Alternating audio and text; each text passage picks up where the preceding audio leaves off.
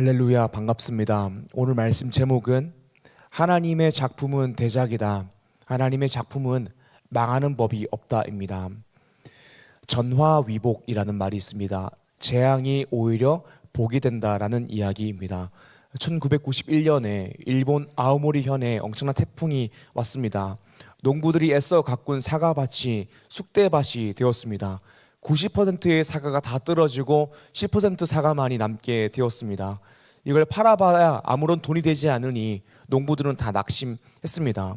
그런데 그 중에 한 젊은이가 떨어지지 않은 사과를 합격 사과라는 이름으로 판매하기 시작했습니다. 그러자 이 사과가 순식간에 10배가 넘는 가격으로 전국에 완판되었습니다. 농가 소득이 오히려 늘었습니다. 생각을 조금 바꾸니 재앙이 복이 되었습니다. 전화위복이죠. 누가 브랜딩을 하나 따라서 재앙이 될 수가 있고 재앙이 복이 될 수 있는 것입니다. 피카소라고 하는 위대한 화가가 있습니다. 이 화가의 작품 잘 아시죠? 이 화가의 작품을 보게 되면 뭔가 잘못 그린 것 같습니다. 선을 이상하게 긋습니다. 그런데 피카소의 그림은 대작입니다. 선 몇 개만 그린 것을 먼저 보게 되면 망한 것 같은 작품이지만 피카소의 손에 있는 작품은 절대 망하지 않습니다. 피카소가 그리면 대작이 됩니다. 누가 그리냐에 따라서 평범하게 그어진 선 아니면 실수처럼 보이는 선도 대작이 될 수 있는 것입니다.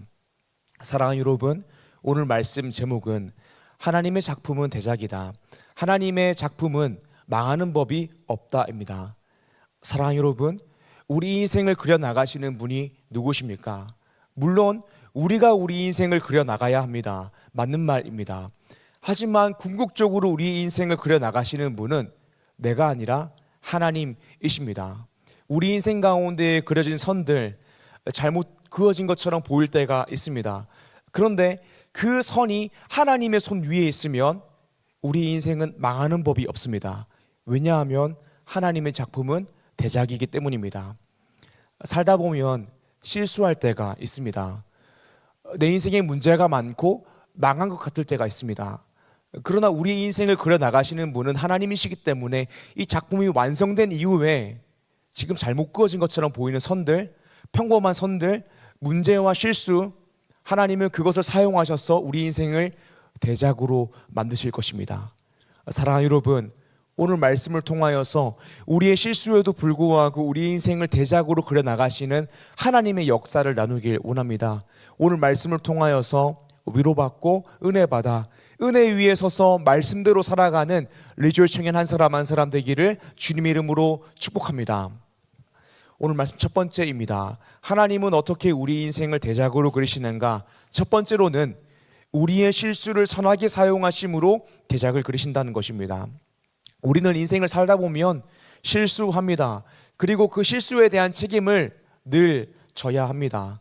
그 실수에 대한 책임이 없는 것이 아닙니다. 그러나 우리 인생에 실수가 있다고 해서 또 문제가 있다고 해서 망한 것이 아닙니다. 왜냐하면 우리 인생을 그려나가는 주체가 나 자신 같지만 사실 궁극적으로 우리 인생을 그려나가시는 분은 살아계신 하나님이시기 때문입니다. 하나님은 우리의 실수조차 선하게 사용하셔서 대작을 그리시는 분이십니다. 오늘 말씀 본문이 그렇습니다. 하나님께서 이스라엘 백성들에게 이제 가나안 땅에 들어가면 모든 족속을 진멸하라라고 말씀하셨습니다. 신명기 7장 1절에서 2절의 말씀입니다. 제가 읽겠습니다. 내 하나님 여호와께서 너를 인도하사 내가 가서 차지할 땅으로 들이시고 내 앞에서 여러 민족 헷 족속과 기르가스 족속과 아모리 족속과 가나안 족속과 브리스 족속과 히위 족속과 여부스 족속 곧 너보다 많고 힘이 센 7 족속을 쫓아내실 때에 내 하나님 여호와께서 그들을 내게 넘겨 내게 치게 하시리니 그때에 너는 그들을 진멸할 것이라. 그들과 어떤 언약도 하지 말 것이요 그들을 불쌍히 여기지도 말 것이며. 아멘. 가나안 땅 들어가기 전에 하나님께서 이스라엘에게 하신 명령은 무엇이냐면 그들을 불쌍히 여기지도 말고 그들과 언약을 맺지 말고 그들 모두 다 진멸하라라고 말씀하셨습니다. 이 말씀의 의미가 무엇이냐면 하나님은 이스라엘만 구원하시고 다른 민족들은 다 구원하지 않으신다라는 의미가 아닙니다.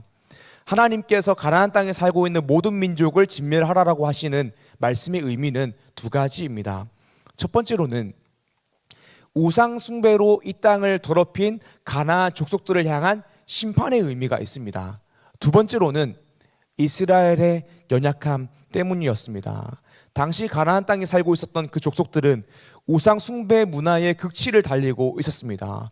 이 사람들을 살려두면 이스라엘 백성들이 반드시 우상 숭배 문화를 배울 것이기 때문에 하나님께서는 이스라엘 연약함 때문에 모든 족속을 진멸하라고 말씀하셨습니다. 하지만 이스라엘 역사를 잘 보게 되면 모든 족속을 다 진멸하지 못합니다. 그리고 우상 숭배 문화가 남아있게 됩니다. 그래서 바알 우상 문화 때문에 이스라엘 백성들이 늘 타락하게 되고 심판받고 멸망하게 되는 것이죠. 하나님은 오히려 가나안 땅에 있는 사람들이라도 하나님을 왕으로 섬기고자 하는 사람들은 구원하십니다.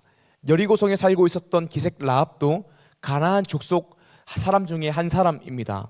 그러나 라합이 이스라엘 하나님 여호와 하나님을 섬기겠다라고 개종하자 그 가족 전체가 구원을 받게 됩니다. 그리고 오늘 말씀에 나온 기브온 주민들도 이스라엘의 종이 되자 구원을 받게 됩니다.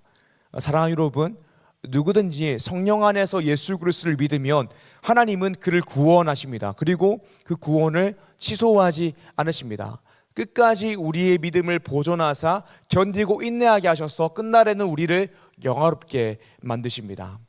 하나님께서 이스라엘의 연약함 때문에 가나안 땅에 살고 있는 모든 주민들을 진멸하라고 말씀하셨습니다. 그런데 가나안 땅에 살고 있었던 한 주민, 기브온 주민이 꾀를 내게 됩니다. 이게 여호수아 9장의 내용입니다. 기브온 주민들이 이스라엘 백성들의 소식을 들은 것입니다. 이스라엘 통하여 하나님께서 하신 역사들을 들은 것입니다. 출애굽한 역사를 들었고 홍해를 건너온 역사를 들었고 또 요단 동편의 옥과 시온을 무찌른 역사를 들었던 것입니다. 그리고 생각했습니다. 이스라엘 백성들이 들어오면 우리가 진멸당하겠구나라고 생각했습니다. 두려워했습니다. 그래서 기브온 주민들은 꾀를 냈습니다. 이스라엘 백성들에게 내려진 명령은 가나안 땅에 살고 있는 족속을 진멸하라는 명령이었지 가나안 땅 밖에 있는 주민들까지 진멸하라는 명령이 아니었습니다. 그래서 기브온 주민들이 낸 꾀가 무엇이냐면 가나안 땅이 아니라 먼 나라에서 온 것처럼 변장하는 것이었습니다. 그리고 하나님의 이름으로 이스라엘 백성과 화친을 맺는 조약을 맺는 것이었습니다. 기브온 주민들은 그렇게 꾀를 내서 이스라엘 백성들을 속이고 화친을 맺고자 합니다. 그런데 이때 여호수아와 이스라엘 백성들이 하나님의 뜻을 묻지 않고 기도하지 않고 그냥 화친을 맺습니다. 여호수아 9장 14절에서 15절의 내용이죠. 제가 읽겠습니다. 무리가 그들의 양식을 취하고는 어떻게 할지를 여호와께 묻지 아니하고 여호수아가 곧 그들과 화친하여 그들을 살리라라는 조약을 맺고 회중 족장들이 그들에게 맹세하였더라. 아멘. 사랑하는 여러분, 우리가 무슨 일을 할 때에 항상 하나님께 여쭤봐야 합니다. 먼저 기도해야 됩니다. 기도했다면 이런 실수를 범할 일이 없었습니다. 그런데 기도하지 않으니까 이런 실수를 범하게 된 것입니다. 알고 보니까 기브온 사람들이 가나안 땅 밖에 있는 먼 나라에서 온 사람들이 아니라 하나님께서 진멸하라고 말씀하신 가나안 땅에 살고 있는 사람들이었던 것입니다. 여호수아와 이스라엘 백성들이 완전히 속게 되었습니다. 하지만 하나님의 이름으로 여호와 하나님의 이름으로 화친을 맺었기 때문에 신앙 양심상 이 조약을 물을 수가 없었습니다. 그래서 기브온 사람들은 이스라엘의 종이 되었습니다. 구원받게 되었습니다. 사랑하는 여러분, 이 일은 기도하지 않아서 하나님께 뜻을 묻지 않아서 일어난 실수입니다. 우리도 인생을 살다 보면 실수를 저지르곤 합니다. 그리고 그 실수에 대한 대가를 치르게 됩니다. 이스라엘도 이 실수에 대한 대가를 치르게 되는데요. 여호수아 10장의 내용입니다. 1절에서 5절을 읽어보겠습니다. 제가 읽겠습니다. 그때에 여호수아가 아이를 빼앗아 진멸하되 여리고와 그 왕에게 행한 것 같이 아이와 그 왕에게 행한 것과 또 기브온 주민이 이스라엘과 화친하여 그 중에 있다 함을 예루살렘 왕 아도니세덱이 듣고 크게 두려워하였으니 이는 기브온은 왕도와 같은 큰 성임이요 아이보다 크고 그 사람들은 다 강함이라. 예루살렘 왕 아도니세덱이 헤브론 왕 호암과 야르무트 왕 비람과 라기스 왕 야비아와 에글론 왕 드빌에게 보내어 이르되 내게로 올라와 나를 도우라. 우리가 기브온을 치자. 이는 기브온이 여호수아와 이스라엘 자손과 더불어 화친하였음이니라 하매 아모리 족속의 5 왕들 곧 예루살렘 왕과 헤브론 왕과 야르무트 왕과 라기스 왕과 에글론 왕이 함께 모여 자기들의 모든 군대를 거느리고 올라와 기브온에 대진하고 싸우니라. 아멘. 2절을 보게 되면 기브온은 왕도와 같은 큰 성이라고 이야기합니다. 그런데 이 왕도와 같은 큰 성인 기브온이 가나안 족속들을 배신하고 이스라엘의 종이 되었습니다. 그래서 가나안 땅에 살고 있었던 5 왕들이 두려워하게 되었습니다. 그러면 우리가 이 배신한 기브온을 치자라고 이야기해서 5 왕이 연합하여서 기브온을 공격하게 됩니다. 공격을 받은 기브온은 즉시 여호수아에게 달려가서 도움을 청합니다. 6절과 7절입니다. 기브온 사람들이 길갈 진영에 사람을 보내어 여호수아에게 전하되 당신의 종들 돕기를 더디게 하지 마시고 속히 우리에게 올라가 우리를 구하소서. 산지에 거주하는 아모리 사람의 왕들이 다 모여 우리를 치나이다 하며 여호수아가 모든 군사와 용사와 더불어 길갈에서 올라가니라. 아멘. 사랑하는 여러분, 우리가 인생을 살다 보면 실수하기도 합니다. 그리고 이 실수에 대한 대가를 치러야 됩니다. 이스라엘 백성들도 여호수아도 하나님께 엽죽지 않은 실수에 대한 대가를 치르고 있습니다. 그 실수 때문에 기브온을 구하기 위해서 갑작스럽게 전쟁에 참여하게 되었습니다. 우리도 인생을 살다 보면 실수를 하고 이 실수에 대한 대가를 치르게 됩니다. 하지만 하나님께서는 우리 인생 가운데에 벌어진 그 실수를 오히려 선하게 사용하셔서 대작으로 그려나가십니다. 오늘 말씀 8절에서 11절을 읽어보겠습니다. 그때에 여호와께서 여호수아에게 이르시되 그들을 두려워하지 말라. 내가 그들을 내 손에 넘겨주었으니 그들 중에서 한 사람도 너를 당할 자가 없으리라 하신지라. 여호수아가 길갈에서 밤새도록 올라가 갑자기 그들에게 이르니 여호와께서 그들을 이스라엘 앞에서 패하게 하심으로 여호수아가 그들을 기브온에서 크게 살육하고 베오론에 올라가는 비탈에서 추격하여 아세가와 막게다까지 이르니라. 그들이 이스라엘 앞에서 도망하여 베토론의 비탈에서 내려갈 때에 여호와께서 하늘에서 큰 우박덩이를 아세가에 이르기까지 내리심에 그들이 죽었으니 이스라엘 자손의 칼에 죽은 자보다 우박에 죽은 자가 더 많았더라. 아멘. 사랑하는 여러분, 이스라엘 백성들이 여호수아가 갑작스럽게 가나안 5 연합군과 전투하게 된 것은 그들이 하나님께 엽죽지 않은 실수 때문에 벌어진 일입니다. 실수로 인한 대가를 치르게 된 것이죠. 하지만 하나님은 비록 실수로 일어난 일이지만 한꺼번에 5 연합군과 싸우게 하시고 승리하게 하십니다. 사실은 이스라엘 백성들은 가나안 땅에 들어가서 한 민족 싸워서 이겨나가야 됩니다. 한 민족 싸워서 이기는 것도 굉장히 힘든 일입니다. 그런데 하나님께서는 이 실수를 선하게 사용하셔서 한 번에 5 민족을 진멸하게 하신 것입니다. 하나님은 우리의 실수를 선하게 사용하심으로 우리 인생을 대작으로 그려나가시는 분이십니다. 사랑하는 여러분, 우리가 인생을 살아갈 때에 실수하지 않고 살아가면 얼마나 좋겠습니까? 그런데 실수하지 않고 살아가는 사람이 어디 있습니까? 우리 인생 가운데에 실수가 있을 수 있습니다. 우리 인생 가운데에 문제가 있을 수 있습니다. 나의 미숙함 때문에 나의 인생에 선 한번 잘못 그을 수도 있습니다. 이것은 분명히 나의 실수이고 내가 져야 되는 책임입니다. 그런데 그렇다고 해서 우리 인생이 망했습니까? 아닙니다. 우리 인생은 망하는 법이 없습니다. 왜냐하면 궁극적으로 우리 인생을 그리시는 분은 하나님이시기 때문입니다. 누군가 막 낙서를 해두어도 위대한 화가가 와서 그 위에 그림을 그리면 그 그림은 대작이 됩니다. 우리 인생도 그렇습니다. 우리가 실수할지라도 하나님은 우리의 실수를 선하게 사용하셔서 대작을 그리시는 분이십니다. 살다 보면 실수할 수 있습니다. 도망칠 수도 있습니다. 그 실수 잘못한 것이고 도망친 것도 잘못한 것입니다. 그런데 그 실수 가운데에도 하나님의 섭리가 있습니다. 도망쳐 간 곳에도 하나님의 부르심이 있습니다. 모세를 기억해 보십시오. 모세를 보면 모세 사람 죽였습니다. 사람 죽인 거 얼마나 큰 잘못입니까? 얼마나 큰 실수입니까? 그래서 모세는 그 실수로 인하여 대가를 치렀습니다. 40년 동안 광야에서 썩는 인생을 지냈습니다. 그러다가 80세 때 40년이 지나고 나서 호렙산에서 하나님을 만나게 됩니다. 모세가 실수하여서 40년 동안 광야에서 지냈지만 광야에서의 40년의 세월이 없었다면 모세는 이스라엘 백성들을 40년 동안 광야에서 데리고 있어야 되는 위대한 지도자가 될 수 없었습니다. 하나님은 우리 인생 가운데에 일어난 실수조차 선하게 사용하셔서 대작을 그려나가시는 분이십니다. 사랑하는 여러분, 저는 저나 여러분들이 세상에서 보기에 위대한 사람, 뛰어난 사람, 멋진 사람이 되어야 된다고 생각하지 않습니다.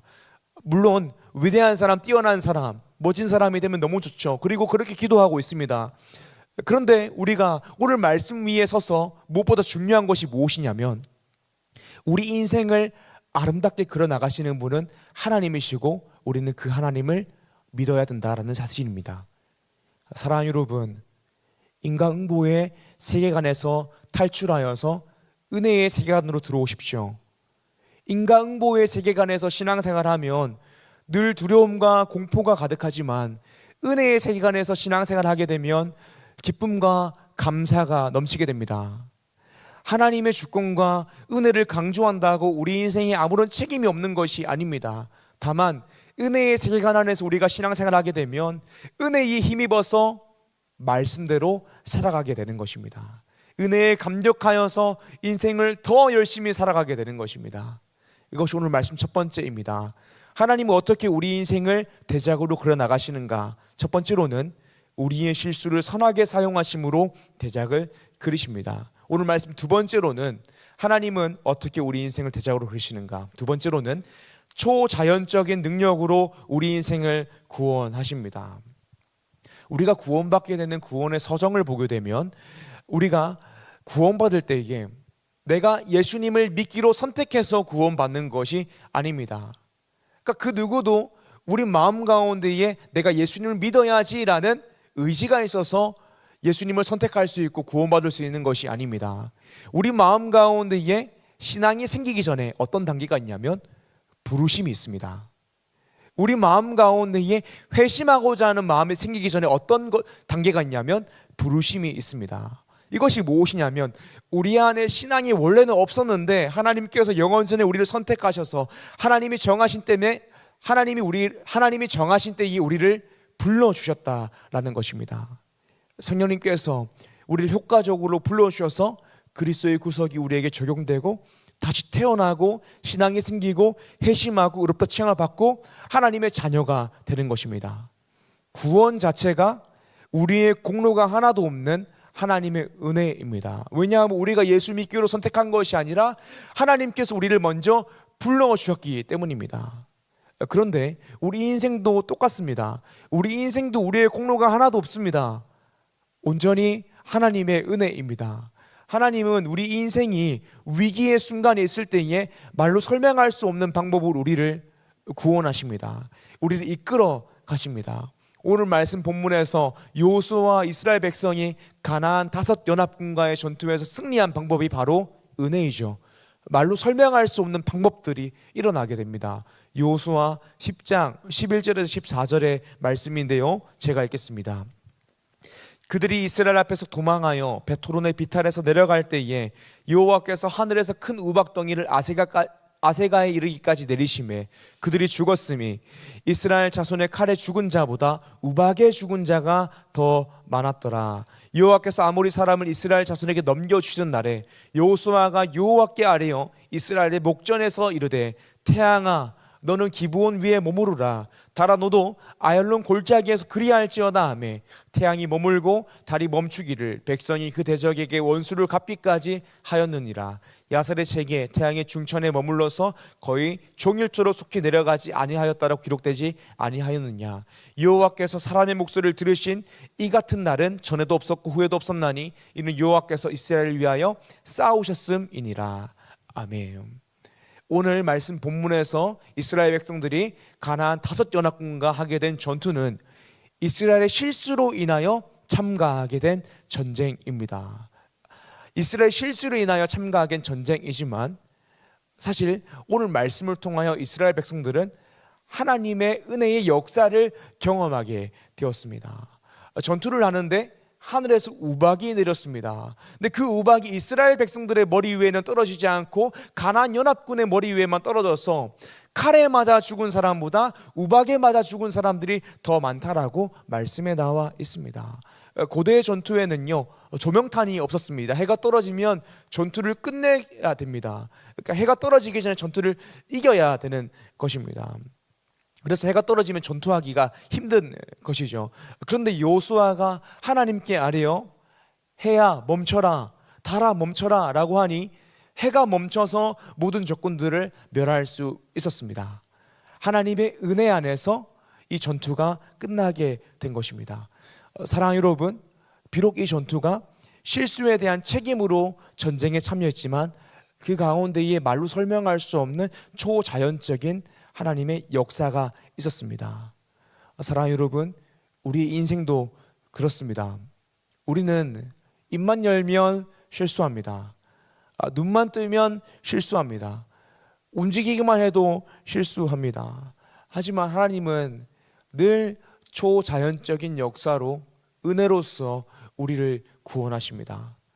사랑하는 여러분, 그러므로 우리 인생을 초자연적인 능력으로 그려나가시는 하나님을 믿으십시오.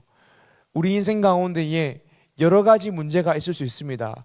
그 문제들이 내가 과거에 최선을 다하지 않아서 생긴 문제일 수도 있고, 또는 나는 최선을 다하였으나 상황이 안 좋아서 생긴 문제가 있을 수 있습니다.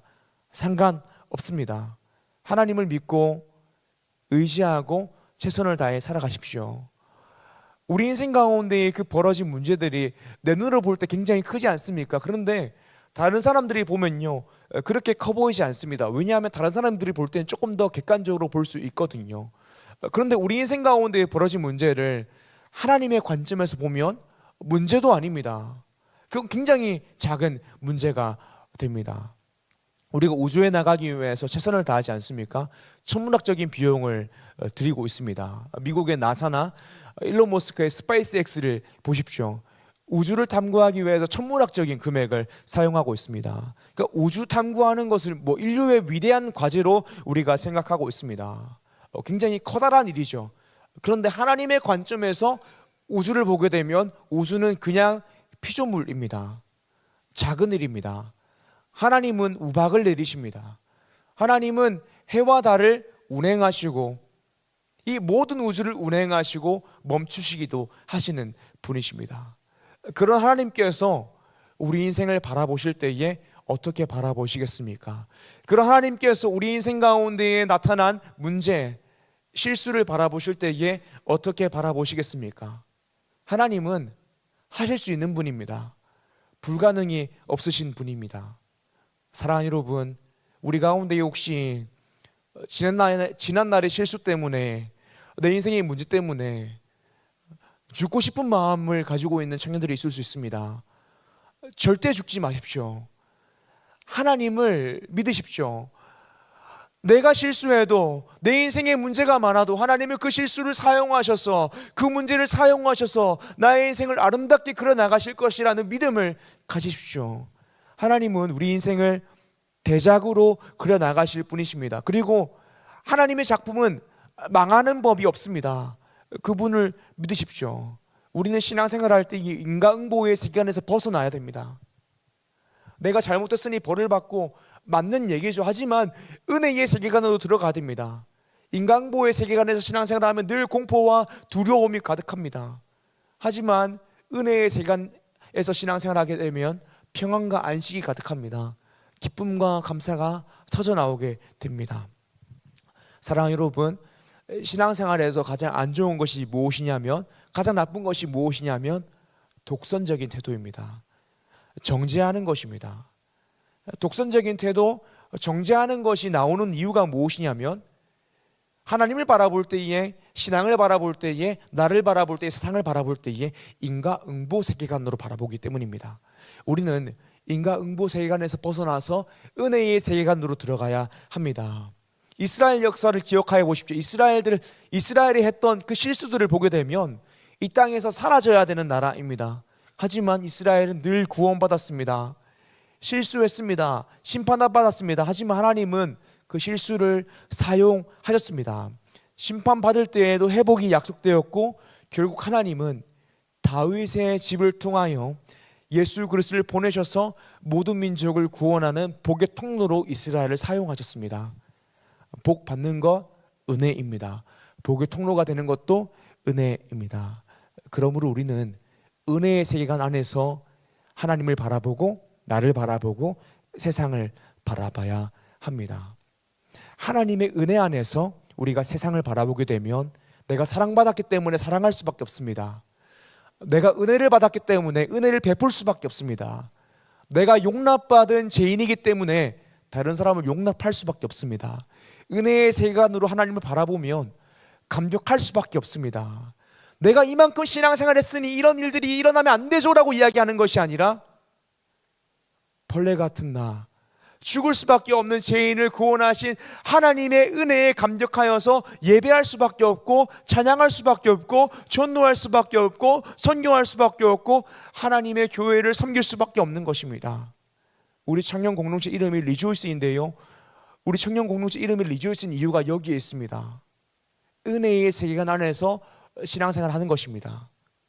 복음으로 감격하여서 복음을 위하여 일하는 공동체가 리조이스 공동체에 있는 것입니다. 사랑하는 여러분, 부디 은혜의 세계관 안에 계십시오. 은혜의 세계관 안에서 세상을 바라보고 하나님을 바라보고 나의 인생을 바라보십시오. 그러면 우리 인생 가운데에 있는 문제들, 문제 아닙니다. 왜냐하면 하나님이 보시기에 문제가 아니기 때문입니다. 우리 인생을 대작으로 만드시는 하나님을 믿고 의지하십시오. 그러면 하나님께서 여러분들의 인생을 아름답게 만들어 나가실 것입니다. 특별히 2월 21일부터 23일까지 청년부 수련회가 진행됩니다. 강사 목사님께서 말씀을 벌써 보내주셨는데요, 첫 번째 날 말씀 제목은 하나님 나라와 통치입니다. 두 번째 날 말씀 제목은 세상을 이길 하나님 나라 백성의 삶입니다. 우리가 수련을 통하여서 예배드리면, 말씀 들으면, 기도하면 은혜의 세계관 안에 들어가서 더 깊은 은혜를 누리게 될 것입니다. 우리가 기대하는 마음으로, 갈망하는 마음으로 수련을 준비했으면 좋겠습니다. 말씀 정리하겠습니다. 말씀 제목은 하나님의 작품은 대작이다. 부제는 하나님의 작품은 망하는 법이 없다입니다. 그림 속에 그려진 엉뚱한 선은 실수 같습니다. 하지만 위대한 작가 피카소가 그 그림을 그리게 되면 대작이 됩니다. 우리 인생도 그렇습니다. 하나님께서 그리시면 우리 인생은 대작이 됩니다. 하나님은 어떻게 우리 인생을 대작으로 그리시는가? 말씀 첫 번째로는 우리의 실수조차 선하게 사용하심으로 대작을 그리신다라는 것입니다. 오늘 말씀 두 번째로는 초자연적인 능력으로 우리 인생을 구원하신다라는 것입니다. 기브온과 하친을 맺은 것은 분명 여호수아와 이스라엘의 실수였습니다. 하나님께 엽주지 않아서 벌어진 일이었습니다. 하지만 하나님은 그 실수조차 사용하셔서 대작을 만드셨습니다. 오히려 5 연합군을 한 번의 전투에서 모두 진멸하고 승리하게 하셨습니다. 우리 인생도 늘 실수투성이고 문제가 많습니다. 하지만 하나님은 그 실수조차 선하게 사용하십니다. 그 문제 뛰어넘어서 우리 인생을 만들어 나가시는 분이십니다. 그리고 우리 인생 가운데에 초자연적인 능력으로 우리 인생을 구원하시는 분이십니다. 사랑하는 여러분, 이 실수 때문에 괴로워하지 마시고 문제 때문에 고통받지 마십시오. 우리 인생을 만들어 나가시는 하나님을 믿으십시오. 은혜의 세계관 안에 들어와서 기쁨으로 힘차게 인생을 살아나가십시오. 사랑하는 시청자 여러분, 이 은혜의 세계관 안에 들어와 인생을 바라봄으로 은혜에 감격하여 말씀대로 살아가는 리조이스 청년 한 사람 한 사람 되기를 주님의 이름으로 축복합니다. 전능하신 나의 주, 전능하신 나의 주 하나님은 능치 못하심이 전혀 없네. 우리의 모든 강구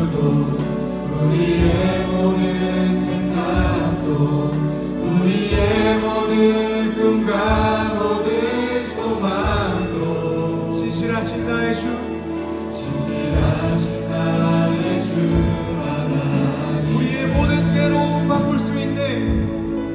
우리의 모든 괴로움 바꿀 수 불가능한 일에 하시네.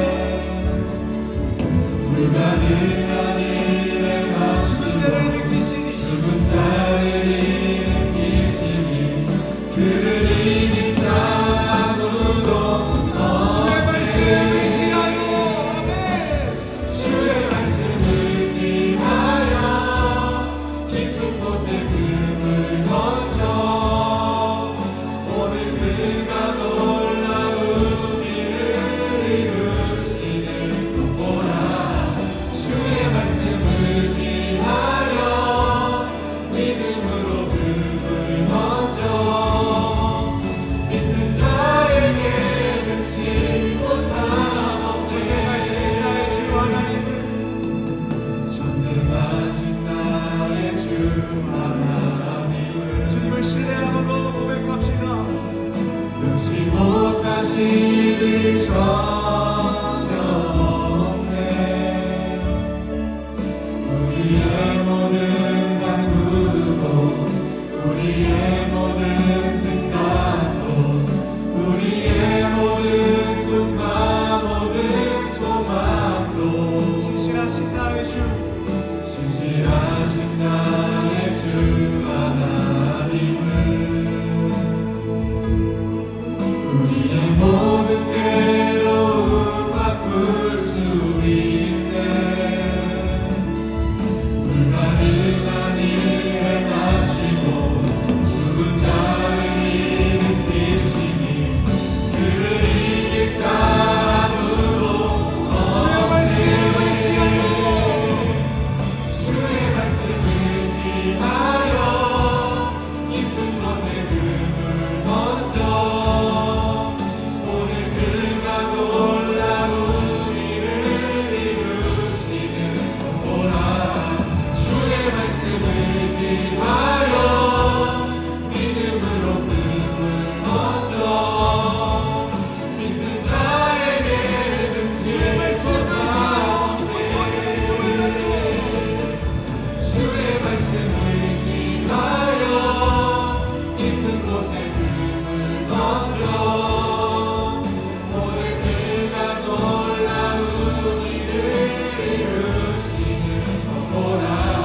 주의 말씀을 지하여 믿음으로 금을 던져 믿는 자에게 능치 못하오네. 사랑하는 여러분, 이 시대 많은 청년들 중에서 내가 과거했던 실수 때문에 지금 나의 현 상황 때문에 좌절하고 패배감을 경험하는 청년들이 얼마나 많은지 모릅니다. 하지만 그 실수가 우리 인생을 결정하지 않습니다. 우리 인생의 그 현 상황이 우리 인생을 결정하지 않습니다. 전능하신 하나님의 역사가 인도하심이 공급하심이 우리 인생을 만들어 나가십니다. 그러므로 우리가 이 하나님의 말씀 위에 서서 주의 말씀 의지하여 믿음으로 살아나가야 됩니다. 하나님을 믿으며 예배하며 살아나가야 됩니다. 이 시간 기도하실 때 하나님, 혹시 나의 마음 가운데에 좌절하고 패배감에 눌린 마음들이 있다면 그 마음들을 씻어주시고 회복하여 주시고 나의 인생을 대작으로 만들어 나가시는 하나님을 보는 눈을 주시옵소서. 믿음의 눈을 주시옵소서. 그리고 그 은혜 위에 서서 예배하고 찬양하고 말씀대로 살아가는 그리스도인 되게 하여 주시옵소서라고 우리 다 같이 주님 이름 한번 부르고 기도합니다. 주여